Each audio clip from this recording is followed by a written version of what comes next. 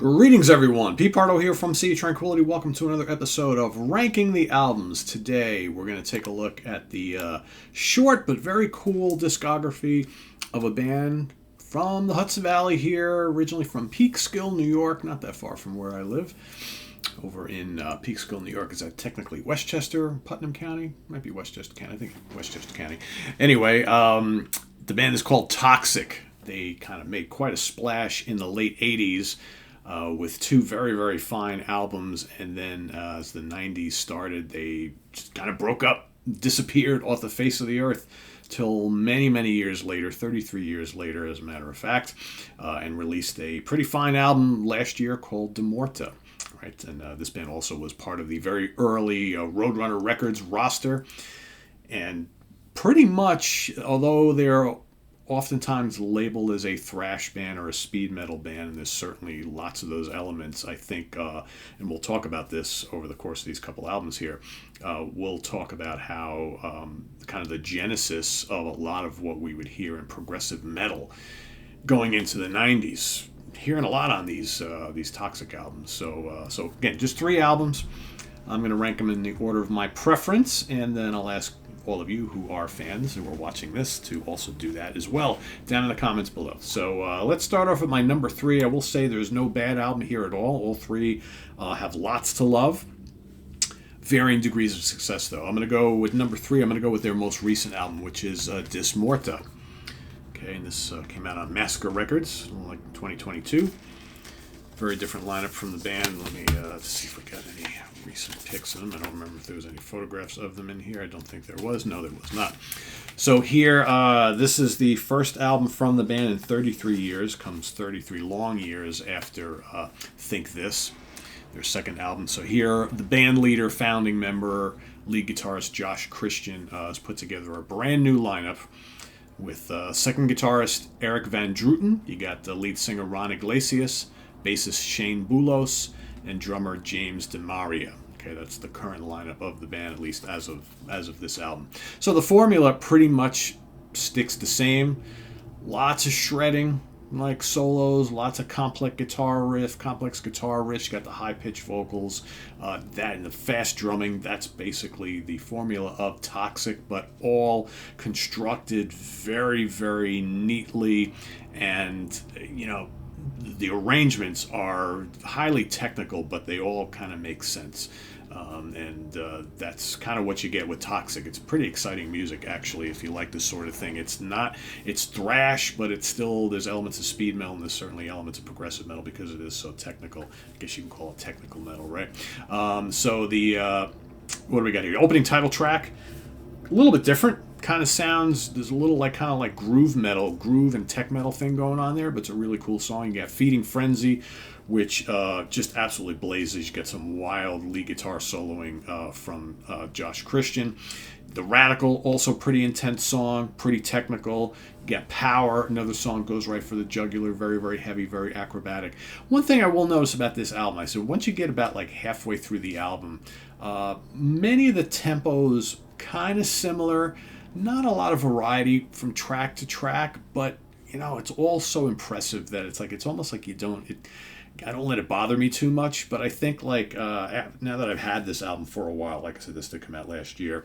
I remember initially being all sorts of impressed with it because again, it had been so long. And musically speaking, there's lots to love here. But after a while, I was kind of oh man, it's I wish they would have mixed things up a little bit because too many of the songs kind of sound too similar from each other. But like I said, it's just so impressing, from a musical perspective. It's hard not to love this. Other tracks on here, Hyper Reality. It's kind of like sci-fi tech metal.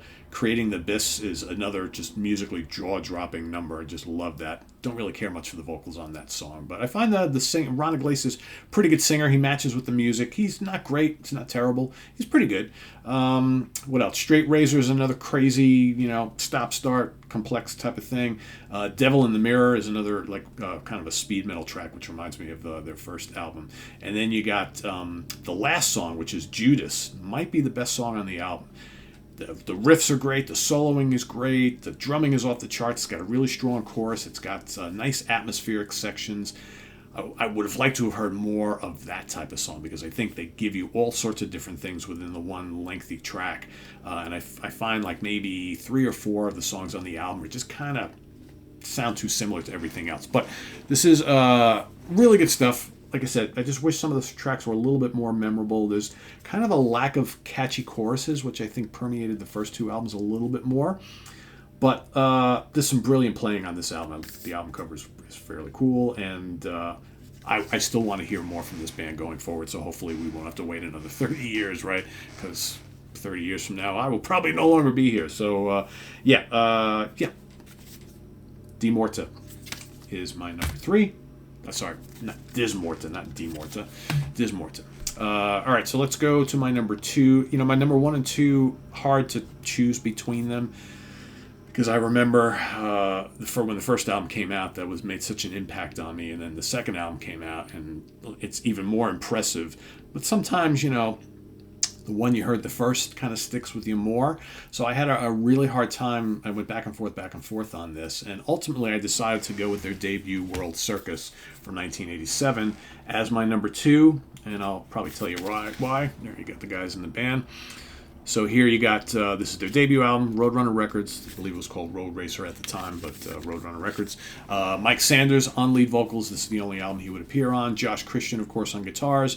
Tad Legier on drums. I actually know Tad. See Tad all the time at various concerts and horror show festivals and things like that. He's a big horror fan. Brian Bonini's on bass here. This was produced by Tom Morris, who worked with a lot of other metal bands at the time. So right now, just for the debut album, only going with the one guitarist, Josh, on lead guitar and rhythm guitar. Always love this album. Love the guitar sound of this album. I mean, Josh absolutely shreds throughout it. Some people don't like the high-pitched wailing vocals of Mike Sanders, and I get that. It gets a little fatiguing after a while. But again, that's kind of the vocal style they kind of like in this band, because all 3 different singers that appeared on each different album kind of have a similar type thing going on. But I think he's more in line with like the faster speed metal pace stuff, which they do a lot of on this album, so it kind of fits, right? This album is very much early thrash, speed metal, even though it's not early in the thrash game, it's a little bit late. So, but you can definitely hear the kind of progressive metal thing coming through. I mean, opening track, Heart Attack, absolutely kills. And I guess literally can kill as well, right? You can die from a heart attack. Great song. I remember the first time I heard this album and I heard Heart Attack, I was like, I love this. I need more of this kind of stuff, right? Social Overload is memorable and heavy. You got the slower, more groove-laden Pain and Misery. Another one of my favorite tracks here. Might even be my favorite track. And I actually like his singing on that particular one. Really, really good. You got Sanders screaming to the heavens and Josh wailing it on the guitars throughout most of this album and on that track. Title track is total speed metal fury. Again, Josh just putting on a clinic on the lead guitar front, man, and Tad also blazing on the drums. You got Prog meets Thrash of 40 Seconds of Sanity, Count Your Blessings. The Bulldozing False Prophets. Haunting Earth reminds me a little bit of Anthrax from right around that time as well, especially in the vocals and the chorus. Got kind of like that gang chorus thing going on.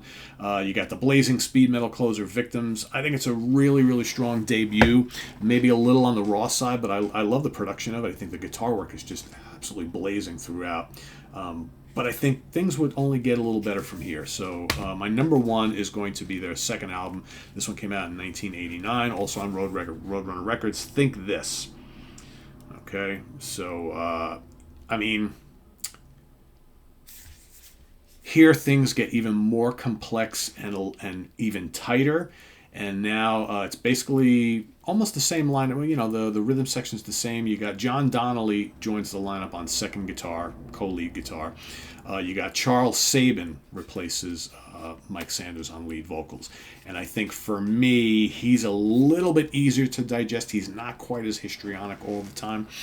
And I think the music of the band here is moving very, very much more in a progressive metal style and away from that kind of full-on speed metal style of the debut. It's still thrash, but it's much, much tighter and more complex, almost like kind of like Watchtower in spots. Even though Watchtower I think is even crazier than this from a complexity perspective. But yeah, this is really, really good, very technical, and just very precise. And it's pretty melodic too. You get the opening track, Think This, which lets the two guitar players weave some really cool stuff around each other. The arrangement, less frantic than what you heard on the debut, but still, fairly speedy, right? It's not slow by any means. You get Greed, which is kind of like sledgehammer heavy, quite complex. Less Sabin, like I said, he's less histrionic on the vocals. He's a little bit more restrained than Sanders was, who was just constantly over the top all the time. So you got spontaneous, fast and furious, complex metal. It's melodic, it's atmospheric. Stood the Fence. That is a really cool song. So on that particular track, there Stood the Fence, not Stood the Fence. You can really hear some of the maturity in the songwriting from this band. So there's like these kind of moody, atmospheric sections, heavier sections, the blazing, soloing, right? The more restrained use of vocals reminds me a little bit of like Fate's Warning from right around that same period, like maybe Awaken the Guardian, Fate's Warning, that sort of thing. Very, very cool. I would have liked to have heard a lot more of that. That's why it makes it all the more sad that these guys kind of broke up a couple years after this, because I think, man, they were really onto something here. And just, some breathtaking lead guitar work. Absolutely amazing. Black and White, that's more of kind of like your really fast thrash, speed metal type affair, along the lines of the first album. You got Technical Arrogance, which is just complex as all hell. I mean, shit, they kind of, that's them doing their Watchtower thing. I mean, that's just complex, really, really strong, just jaw-dropping musicality. You got the blazing melodic prog metal of Machine Dream. You got a really wild take on Led Zeppelin's Out on the Tiles, which is really, really cool. I mean, as fun as it is, I kind of would have rather heard another original song, but I think it's just, it's loads of fun. I'm a big Out on the Tiles fan anyway, so I think it's just really cool hearing it like kind of prog metal style, right? Really, really cool. You got the big, heavy Shotgun, Logic, which has in the middle, it's got this cool, like, kind of like prog fusion break in the middle, which I think is really neat. And again, we would hear a lot of even more like extreme bands right around the corner starting to do stuff like that, like Atheist and Death and, even Morbid Angel and Pestilence, right, who were, obviously much heavier bands, early death metal bands, but they would do these kind of little like jazzy, proggy guitar breaks and things like that. And it's just like, whoa, where'd that come from, right? So you get that on here as well. And then Time After Time is a really cool track too, and that reminds me a lot of Dream Theater. And again, Dream Theater, this is 1989, so Dream Theater is When Dream and Day Unite albums coming out at the same time. So it's like you have these bands that are kind of like, both New York bands, right? These bands who are kind of like on the same wavelength and things that they wanted to do. Obviously, this is coming more from a thrash and speed metal background, and Dream Theater were definitely coming from, prog rock and classic metal. So, but there's kind of similarities, musically speaking, to what was going on both of those albums, this one and the Dream Theater's debut. So yeah, again, it's a real shame that these guys broke up not long after that, because I think this album absolutely screams of potential for what could have been all throughout the early mid-90s from them. And I think that these guys could have easily been up there alongside a Dream Theater doing really cool, intelligent, progressive metal music for people who were maybe looking for an alternative to the alternative and grunge stuff that was getting popular at the time. I think there's a reason why Dream Theater kind of rose to popularity at the time, because people wanted something a little bit different. I think old school proggers and old school metal fans wanted something that wasn't what we were hearing on the radio and seeing on MTV. And I think that Toxik really could have kind of cemented their place in the progressive metal landscape in the 90s, but it wasn't meant to be, right? So I think, again, 33 years went by until we saw them put out something else. So, but yeah, so this is my number one, Think This. This is a classic of technical progressive metal. Like I said, there's plenty of thrash on here too. So if you want to hear thrash that's a little less kind of grimy and raw, and you want to hear thrash a little bit more technical and precise, I think this is a really good album. World Circus is terrific. That's my number 2. And Dysmortha is their most latest album, is my number 3. And that's still really good too as well. So there you have it. That's my ranking. Let us know what you think of the Toxik catalog in the comments below. And if you are new to the band, And there's a good chance that a lot of people watching might be, because these guys, like I said, never really broke big. They were kind of like a cult band here in the area.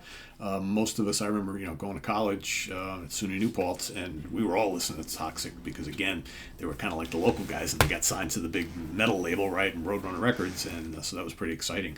And so, you would occasionally meet up with these guys at parties and things like that. It was not uncommon to see guys from Toxik, or guys from Anthrax or SOD, and just popping up places around here. I mean, they were all New Yorkers, and all would just show up from time to time. So it was kind of a pretty cool community back then in the late '80s. So anyway, but yeah, so let us know what you think of Toxik.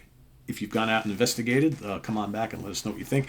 I think if you love just absolutely breathtaking, virtuoso, blazing guitar work in more of like kind of like a technical thrash perspective, think of like like Rust in Peace from Megadeth, right? There's some stuff on the second album that is up there with that kind of like precision, melodic, just progressive thrash metal, right? There's some really, really great stuff on here. Just absolutely jaw-dropping guitar work and drumming on these albums. So go check them out, and visit us on the web at www.seaoftranquility.org. We're on Facebook, we're on YouTube, all together, all the damn time. Please subscribe if you haven't already, and click on that notification bell so you get alert of all of our content as it posts, and please do hit the like button before you leave.